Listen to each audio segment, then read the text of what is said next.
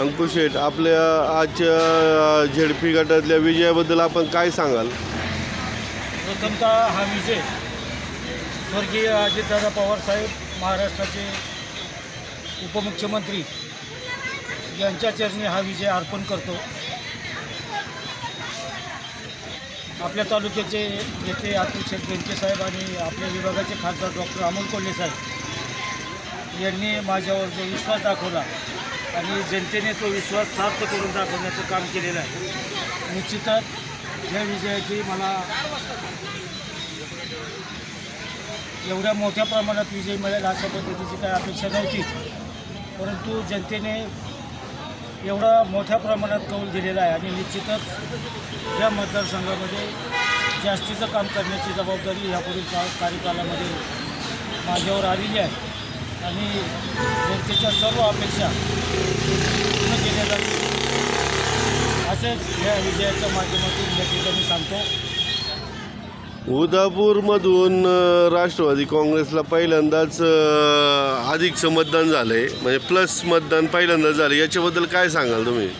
मी राजकारणात आल्यापासून म्हणजे जवळजवळ 30-35 वर्षाचा कार्यकाल मध्ये उदापूर गाव हे सातत्यानं शिवसेनेबरोबर राहिलेलं आहे. ज्यावेळेस उदापूर गावाने नवा इतिहास घडवलेला आहे आणि राष्ट्रवादीला हे गाव प्लस झालेलं आहे. निश्चितच उदापूर गावातील सर्व कार्यकर्त्यांना मनापासून धन्यवाद देतो. आपल्या गटामध्ये उदापूर गावाने जे या ठिकाणी योगदान दिलेलं आहे ते योगदान स्वर्गीय बबनदादा कुलवडे असतील, त्याचप्रमाणे स्वर्गीय पांडुशेठ शिंदे असतील, यांचे आशीर्वाद घेऊन या पुढील काळात त्या ठिकाणी पक्ष आणि कार्यकर्ते चांगल्या पद्धतीने वाटचाल करतील आणि निश्चितच सर्व कार्यकर्त्यांना, सर्व मतदारांना, विशेषतः उदापूर ग्रामस्थांना आणि आपण जे पक्षावर विश्वास दाखवलेला आहे हा विश्वास सार्थ ठरवण्याचं काम यापुढील काळात पक्ष करेल अशी या निमित्तानं खात्री देतो. आपल्याला विरोधकांना वाटत होतं टिंगोरे गावातून मतदान चांगलं होईल, याबद्दल काय सांगाल? टिंगोरकरांनी तुमच्यावर सार्थ विश्वास ठेवलेला आहे. विरोधक निवडणूक जवळ आल्यावरच फक्त पावसाळ्याच्या पुतळ्याच्या छत्र्या उगवतात, त्या पद्धतीने विरोधक निवडणूक आल्यानंतरच फक्त जनतेमध्ये जातात आणि जर अशा पद्धतीने जर कार्यकर्ते किंवा पुढारी जर वागायला लागले तर जनता त्यांना नाकारते, हे आताच ह्या विजयाने त्यांच्या लक्षात आलेलं असेल.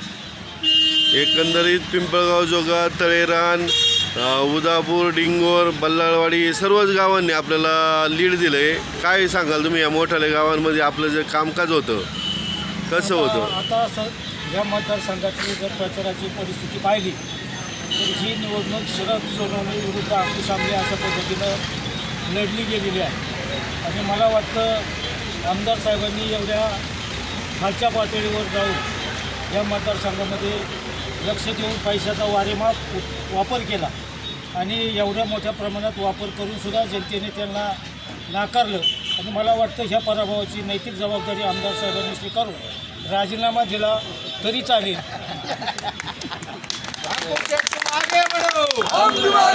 नाही का प्रभाकर शेठ, उदापूरमधून पहिल्यांदाच राष्ट्रवादी काँग्रेसला अधिकचं मतदान झालं आहे, काय बोलाल याबद्दल? आपण काय सांगाल? बरोबर आहे परम भाऊ, तुम्ही अतिशय योग्य प्रश्न विचारलेला आहे.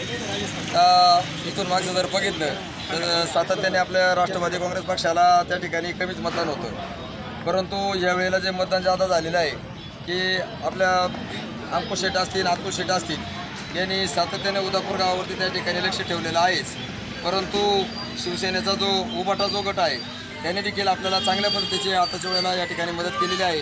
त्यांचा देखील आपल्याला निश्चितच आपल्या गावामध्ये त्या ठिकाणी फायदा झालेला आहे आणि म्हणून या ठिकाणी आताचं मतदान वाढलेलं आहे. धन्यवाद. बोल, शेतीवाडीचं कसं काय झालं आहे मतदान? शेतीवाडीची मतदान हे 50-50% झालेलं आहे आणि विजय 100% राष्ट्रवादी काँग्रेसच्या 3 उमेदवाराचा झाला. ओके, धन्यवाद.